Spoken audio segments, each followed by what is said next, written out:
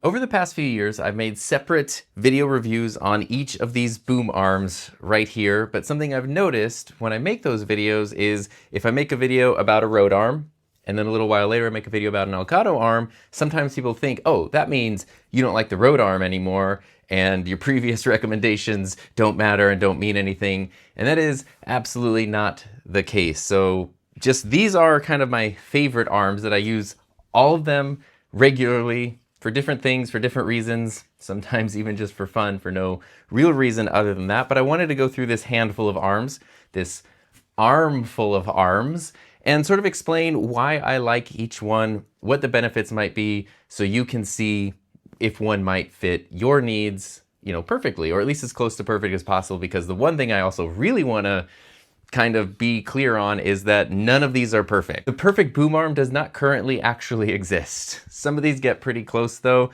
and I've enjoyed using all of them for a number of years. So that's kind of what we're going to talk about. I've got a couple low arms here and then high arms here, and we'll just kind of go through those. Now, when it comes to the low arms, I'm actually only going to focus on one of these. Ooh. So these are both Elgato low profile arms. This is the Wave Arm Pro, and this is just the regular low profile arm. The Pro, as you can kind of see here, it has that pneumatic tube in it. This is the newest one. This, out of all of these, currently is my favorite one that I'm using the most because I've been really enjoying low profile arms lately, and the extra strength and flexibility of this pneumatic part right here is much better than the original where you just kind of had to tighten things. The thing I wanted to clear up, so I'm actually not going to really talk too much about the original because I think the Wave is significantly better. But the thing that was confusing is there have been several different versions. I can't get this out of the way. There have been several different versions of the original Elgato low profile arm, and they're not officially released as different versions. The design has just been updated. This is the original design, which basically has just an Allen key right here, and the magnet parts are really weak. So as soon as you tug on an XLR cable, these magnetic cable covers pop right off, and it's incredibly annoying. But they have done several updates on the standard low profile arm over the years, and one of them was to get rid of the Allen key and just use a regular knob. They have made the magnets significantly stronger, and they've also added another routing hole here for the cable so it can go out on the top or out on the bottom. None of those were released as new versions of the arm. It's just an updated design. So if you want the newest version, which I did do a separate video on, all the different things about it, if you want that version, that's just the version you're gonna get. You don't have to like search through, am I getting the original? Am I getting the second one? Am I getting the third one? That's just the only one that's available, the only one that they currently make. So I just kind of wanted to be clear on that. There aren't, even though there are 3 different versions of the low profile arm, there's not 3 different like products or 3 different releases. You just get the most current version whenever you order it. So I'm actually going to remove this one because it's just taking up a lot of space, and if you have to choose between the low profile arms, while this one does have a lower price of about $100 MSRP, and this is $179 MSRP, this added strength right here and flexibility, especially you'll see later once I put a mic on this, is really worth it. So just to clear up space, I'm gonna put this one over here. And now these will be the arms that we talk about for the rest of the video. So this is the Elgato low profile Wave Arm Pro, some combination of words like that. This is the Rode PSA-1, this is the Rode PSA-1 Plus, and this is the Elgato Wave Arm, the tall version. So Elgato makes a tall and a small, Rode only makes tall arms. Now I have made videos with cheaper boom arms, and I'm always curious if you can go buy something that's like $20, $30, how do those compare? I've done low profile versions of that, I've done tall boom arm versions of that. In general, I'm usually pretty disappointed with the really cheap, super budget boom arms because even if they kind of work okay at first, they, in my experience, don't really last very long and they tend to have problems. I do think the reliability and the longevity and just the overall quality you get from, the standard boom arms, at least like the Rodes and the Elgatos, and I know there's other good brands out there as well, but the Wave Arm Pro has an MSRP of $179. This is the most expensive one that I have. The PSA-1, the original, has an MSRP of $99, same as the Wave Arm Pro, so these are both $100 arms, and the Rode PSA-1 Plus has an MSRP of $129. So most of them are about $100. This one's getting closer to $200, and what I like about that is unless you need more arms for some reason, or you just decide you want to switch styles, or just for funsies, you pretty much don't need to ever worry about getting another mic arm. Once you get one of these, they just kind of last forever, basically. And the companies offer good warranty and good support if anything does go wrong. So some quick basics of these. Like I mentioned, the low profile, the Wave Arm Pro is a low profile arm. So it's designed to, you know, kind of position the mic below you, which is nice. So it kind of clears things up and stays out of the way. It does have this pneumatic tube, which makes things much easier for adjusting, and it has really strong magnets to route the cable. And the Elgato arms are the only ones that are armed with this little ball mount right here, which makes it super easy to position mics regardless of what kind of shock mount they might be in. Talk about that in a little bit longer, but I really like that versatility there. The Rode PSA-1, the original, this is just sort of the classic scissor style boom arm. It's strong, it's durable, it's simple. You don't get any specific cable routing other than some Velcro ties that it comes with. So you just kind of tie the cable to the arm. And then the mic mount, nothing really too fancy. You mount your mic on, it goes up and down, but the end can't move left or right. The arm has to move that way. That can be limiting with positioning. The PSA-1 Plus is very similar, but there are some quality of life improvements to the mount here. It's just a little nicer, a little more versatile. Still no left and right action, only up and down. You do have basically the same scissor style design inside, but it's kind of covered up with these sleeves right here. And that's nice because you can totally pinch things in there. And the sleeves do have clips for your XLR cable. Now, the PSA-1 Plus does come with 4 very big, very bright Rode logos on it. At least the black one does. They make a white version of this that has a white logo on white fabric. So it's very subtle and looks really nice. The black version comes with a bright white Rode logo, 4 of them, 2 on each side. So I got a bottle of this stuff, VLR, which is vinyl letter remover. It's letter removing solvent. Basically, if you've ever seen like iron-on t-shirts or vinyl letters on fabric, this is designed to take those off. Now, this is a very powerful chemical. So all that I did was I wore gloves, soaked the logos, let it sit for a couple minutes. You can kind of see the letters start to sort of peel. And then I just took like Clorox wipes and just kind of used some elbow grease to get the logos off. It took me about 10 minutes per logo, so it took a little bit of time, but now you kind of can't tell that those are there. Some people don't mind the logos at all, and they don't find it distracting. It was a bright white word, not just a design, but a word, and so I just found myself constantly reading it when it was on screen,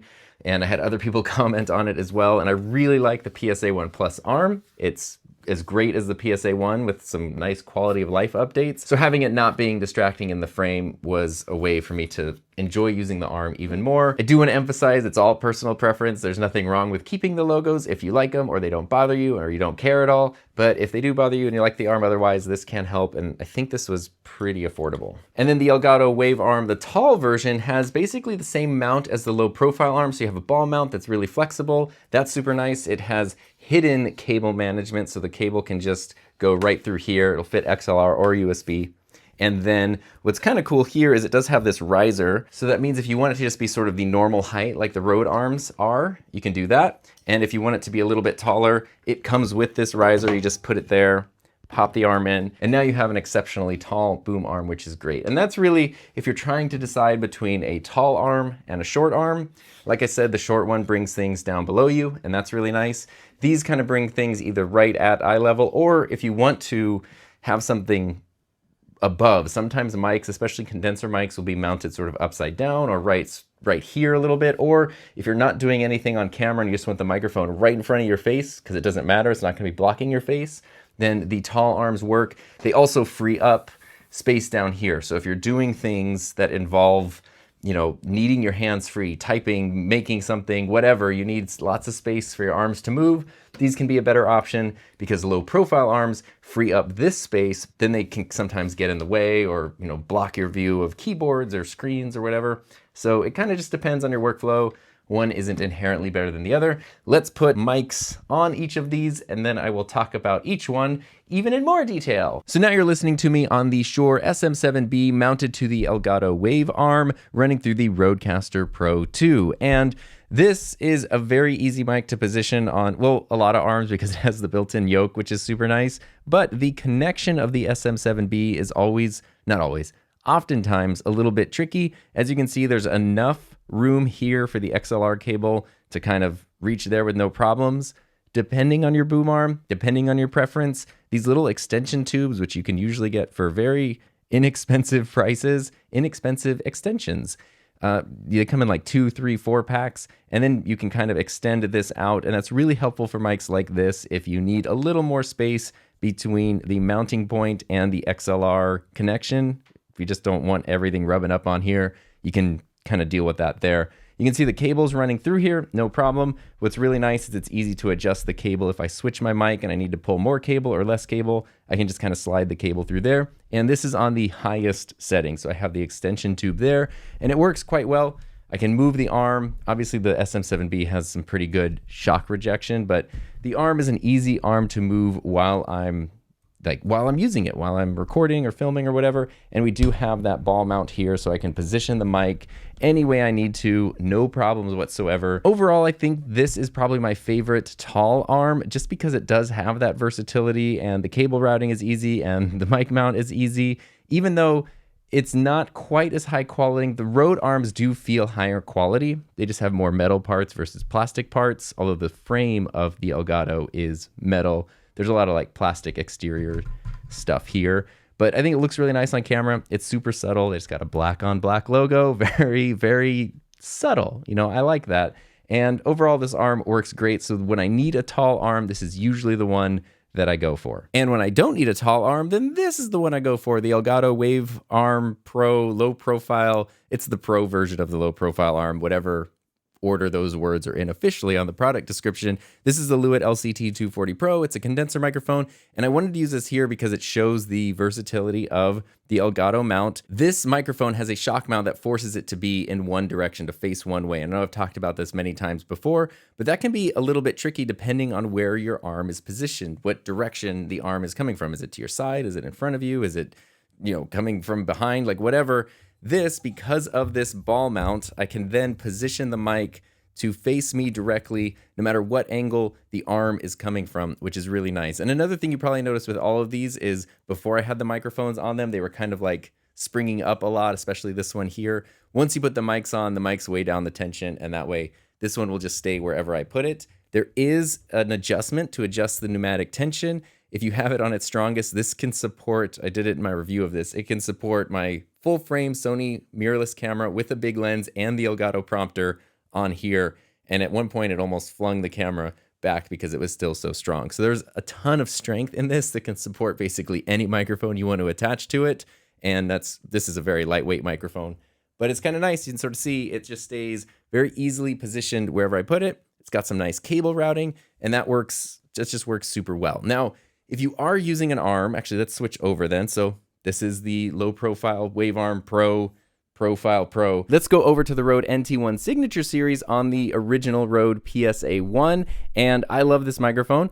It does have a propensity for plosives if you don't have the pop filter mounted to the shock mount. Now, normally when I use this microphone, I do like it to be at an angle. So in this case, since I can't turn the physical front of the microphone, this specific mic does let me rotate it in its shock mount, so that way I can still be off to the side. I can breathe and be breathy and have no problems with plosives because I'm not speaking directly into the microphone. That's really nice. And the shock mount, of course, has its own adjustment as well, in addition to the up and down adjustment on the boom arm, and the simplicity of just being able to just Velcro the cable to the arm. This is just sort of simple, classic. There's a reason this has been sort of like the standard boom arm, mic arm design for many, many years. It just kind of works. It's not fancy. It's nothing crazy. It's just reliable, and it gets the job done. But what you probably notice is I have to be way back here because this arm is close to me. If you do need to adjust your positioning, just like you can use something like an extension tube, there is also this,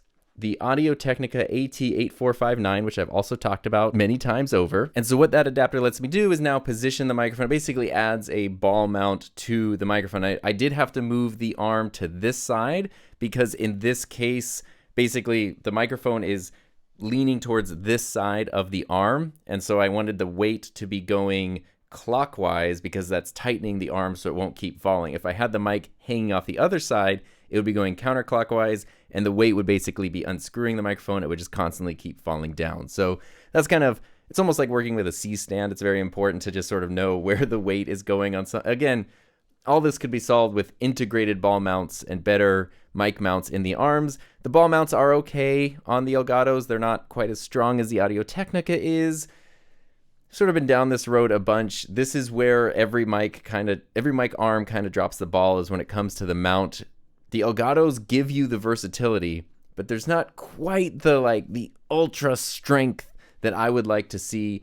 And yeah, it's close, but not quite. And then the Rhodes they give you very little flexibility, or not even just the Rhodes, but a lot of standard arms give you very little flexibility. So adding in something like the Audio-Technica AT8459, which is super duper strong and lasts kind of forever, that could be a really good option if you want more versatility with positioning. And then something else I did, not because I really needed it right now, but just for an example, is I put this 90-degree XLR adapter right here, just so you can kind of know that that's an option if you do want to route your cables maybe a little more cleanly. It can work on, any microphone. They're usually sold in like 2 packs. I'll put links to all the stuff, of course, in the description if you need it. But these can be really, really helpful. I haven't found, at least these ones that I've ordered several packs of over the years, they haven't had any issue on signal quality or sound quality or working with phantom power or anything like that. They work great. They just kind of give you some more versatility when it comes to routing options. So I just wanted to show that between the Audio-Technica, between the 90-degree adapter, and between stuff like mic extension tubes, you can usually make pretty much any mic arm work for you. But a lot of it comes down to how much do you want to put into that. I happen to have a lot of microphones, more microphones than any sane human probably needs, and that means a lot of these adapters are helpful with just the crazy, limitless combination of microphones, shock mounts, and boom arms that kind of can come together. But I'm weird, and that's part of the fun for me. Now, the last arm that I have for today is the Rode PSA-1 Plus, which offers some nice, just sort of quality of life features, like I mentioned, over the original PSA-1 for about $30 more. Overall, I think it's probably worth the extra $30 if you don't mind the logos or you don't mind taking time to get off the logos. It is nice. You can route your cables. The the knobs up here for the mount are nice, and the mount itself just offers a little more distance and flexibility. On the original PSA-1, the mount is so tight to the knobs here that it's kind of hard to position, whereas over here you have a little more space, so it's just kind of easier to use everything. I would still prefer the Elgato mounts, and over those I would prefer a mount that doesn't really exist yet. That's kind of my preference there, but this works, and the pod mic or a mic like this has, some more flexibility built into it for mounting. A really nice thing, but something to be aware of, is the way that you can just route your cable through these clips here. It keeps things really nice, really organized, and it's super easy to do. The downside is, unlike all of these other arms, I can't just pull the mic arm. If I need to reposition my mic and I need more cable or less slack, I can't just pull that here. So repositioning the pod mic, now there's tension right here. I can't do that. And I can't just pull this, so I have to actually unclip it, then get the mic to the position that I want, and then reclip the XLR cable into the arm. So that's not an issue if things don't really change that much, but if you're changing your microphones, you're changing the positioning a lot, and you need to change the amount of slack that's in your XLR cable, that can be kind of an annoying thing that happens sometimes. But I do like that once you have it set, then it's just in there, it's very neat and organized, and if you're using, colored cables like this, which I think look neat, it kind of adds a cool pop of color to your setup. Now, I do prefer, I guess you can't see the cable as much, but I do prefer the Elgato wave arms routing, because it's just these rubber tubes that kind of go in here, not rubber tubes, rubber stopper thingies. You run your cable, and then you can still pull slack if you need more slack or less slack for the microphone. It's quick, easy, and effective, and, I like all of those things that are quick, easy, and effective. So with all that in mind, I hope this gives you an overview on why I like these arms, why these have sort of become my favorites over the years, the ones I keep coming back to, for different needs, different purposes, different setups. Also, the other thing that I want to be clear on when it comes to these is I did want to exemplify that if I make a video on a Rode arm and then a little while later make a video on the Elgato arm, it doesn't mean the Rode arm is bad. My wife showed me a thing a while back. It was a post somewhere, so I'm not the one that came up with this, but it said something like, the internet is a place where if you say you like waffles, people will ask why you hate pancakes. And I just want to be clear that when I say I like one thing, it doesn't mean I don't like the other. Two things can be true at the same time. Many things can be true at the same time. So all of these can be good mic arms, good boom arms. All of them can also be imperfect. All of them can also be better suited for some needs rather than other needs. So I just want to share my perspective. Hopefully that can help inform your perspective, and then you can find what works best for you. And speaking of finding things that are the best, thank you to everyone who helps support the channel through YouTube channel memberships. And if you do want some rundowns on different mic arm comparisons and reviews, including tabletop stands, which I didn't even get into in this video, check out these videos right here.